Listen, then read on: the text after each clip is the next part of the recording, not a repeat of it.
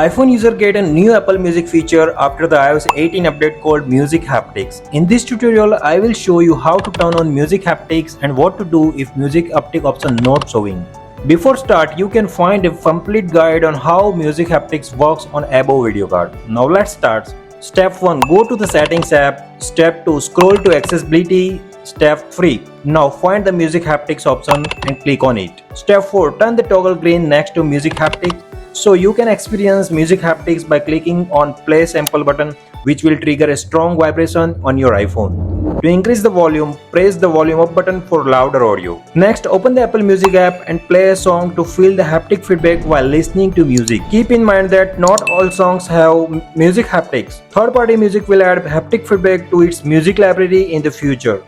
On my iPhone, I can use Music Haptics to play and pause music through the control panel and the music card. In iOS 18, I can also create a dedicated page for controlling music. For customizing the control center, please watch the video given above.